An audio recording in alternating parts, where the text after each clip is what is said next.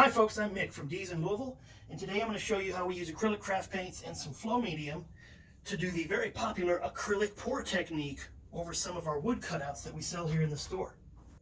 Alright, so here are some of the components that we're going to use. I'm going to go ahead, I've chosen a fleur-de-lis because, hey, Louisville.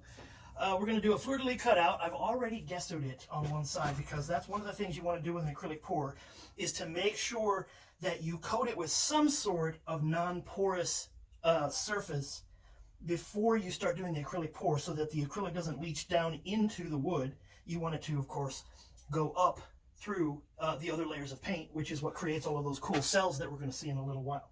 I've also got full cart paint here. I'm going to use sterling blue, burgundy, pure gold, and ultramarine blue. And then the flow medium that we're going to use is this Liquitex Flow Aid. There are others that you can buy. This is what we sell here at the store, so this is what we're going to use. Basically what you do with this is you want to create a solution, which I have already done right here, that is 20 parts water to 1 part Flow Aid. That creates this solution that we are then going to pour into the various colors of paint here in a few minutes to create a very thin and very flowy sort of paint consistency that is a lot thinner than what you typically get straight out of the bottle.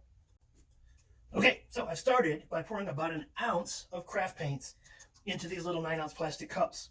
I've got the ultramarine blue, the burgundy, the gold, and here's the sterling blue. And then what we're going to take is the solution that we made earlier of 20 parts water to 1 part Flow Aid, and I'm going to pour just a little bit of Flow Aid in. Now, if you watch some other videos, you're going to, different people want to do this with different kinds of accuracy. It is perfectly okay to measure this very technically if you want to, but I like to do it a little bit by feel, and I think in general that's perfectly okay. What you want to do is you want to get a consistency that drips pretty steadily like this when you drip it. That's a pretty good consistency right there. So we've got the sterling blue ready. Now I'm going to do the same thing to the ultramarine. I'm going to pour in some of the Flow Aid there. And then I'm going to stir that up. And that's a pretty decent consistency. One of the things that I think is a good thing to do, okay, so like here's an example. If you can see this, on the sides of the cup, you're already starting to see like little cell type things forming on the sides of the cup when you stir it. That is an indication that you've got a really good consistency of paint going, because that's what's going to form those really cool cell structures when we do the paint pour here in a little while. All right, now we'll do it to the burgundy. And stir that around. All right, getting a decent consistency there. It needs to be smooth. There need to be no lumps. We want to try to avoid, don't stir it too vigorously though, because then you get bubbles, and bubbles can sometimes cause a problem. But yeah, I think we got a decent consistency on this one too, so that's 3 out of 4 done. And let's do the gold. I chose a gold metallic because I personally really enjoy kind of having those little mica pigments in there, the little metallic things that make metallic paints look shiny and metallic. I think that that's a neat thing to have as part of an acrylic pour. So that's specifically why I chose gold today. And look at that, just got to get it to a pretty smooth, buttery consistency. Yep, that's good right there. Okay, so we have that. Now, I've already pre-mixed this, which is white. And I'm going to put, a little bit more of the flow mix in there. Now, this is going to be like our undercoat. Like I said, I've already gessoed this so that this is dry, and it's non-porous now because I've made it so by using the gesso. Now I'm going to pour this. And so here's what I'm going to do, because we're going to be picking this up and rolling it around here in a bit. I want to create a surface that things will slide around on when we pour the other colors of paint here in a while. So you can take a spoon or a brush or some kind of something like that and just sort of make sure that this gets to the edges of the surface right there. And you will know that when it comes to acrylic pours, you're just going to get a lot of stuff that falls over the sides. So some people might think, well, that's a waste of paint. Well, maybe it is. I personally can take some of that overflow stuff and use it for other projects, but that's just me. Nevertheless, you will get a lot of overflow over the sides of these things. Okay, so that's the white. Now, one thing that we can do is I could take each of these individual colors and pour them onto the surface, but what I'm actually going to do is, starting with the darkest one, just because that's what I choose to do with this, I'm going to take the ultramarine and I'm going to pour it into this empty cup like so. Not all of it, about 90% of it I'm doing. And then the next color I want to switch to is I'm going to take the sterling blue. Well, wait, you know what? I'm going to put a little layer of gold in there. And what you want to do is let this drizzle down the side so that, as much as possible, you get the gold paint sitting on top of the blue paint rather than diving into it and mixing with it. And the same thing is true now with the next thing we're going to do. We're going to do with the sterling blue here. Pour that in, drizzle down the side like that, so that a lot of it stays on the top layer.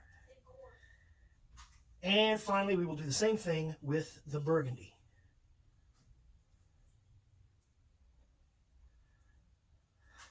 And then, just because I haven't used up all the paint yet, I'm going to go ahead and put another layer of gold on top of the burgundy, and then another layer of sterling on that. Okay, so now we have this interesting little cup of different colors of paint. And there are different ways that you can do this, but because I have the white paint, which is wet right now, all ready to take what's going to happen, I'm just going to go ahead and do a drizzle pour.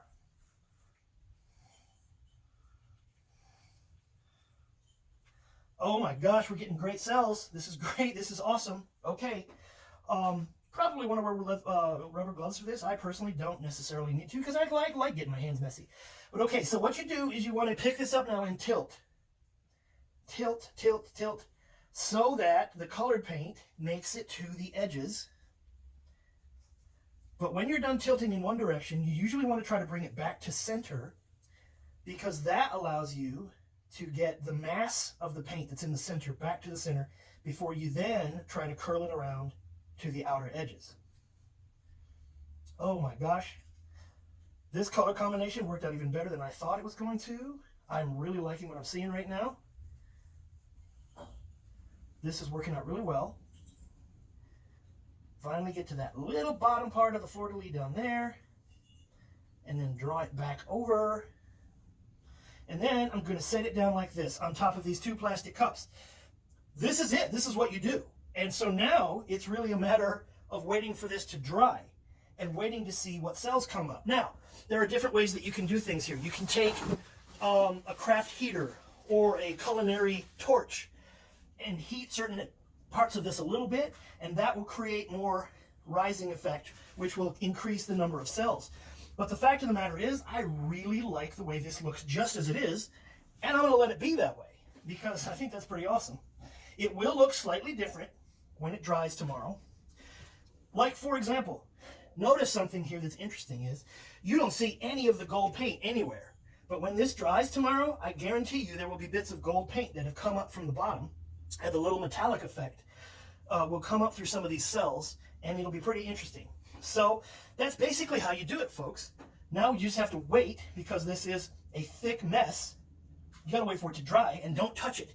You're gonna be tempted when you get, like the next day, you're gonna be tempted to want to touch it because it'll look like it's dry, but it won't be, so don't touch it yet, because that way you just let it cure perfectly. It's gonna take a couple of days probably. You leave it sit here like this, and it's just gonna be an amazing thing.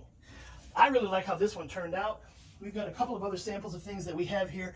This ice cream cone turned out really well. Funny thing about this ice cream cone is we did it with the purples and the pinks all over the place, and then somebody accidentally touched it and left a big old fingerprint up here. So we decided, well, we're going to fix that. So we sanded it down, and then I did a different combination of colors and did this so that it kind of simulates the idea that this is this big, I don't know, blue raspberry ice cream with little strawberry sparkles in it or something.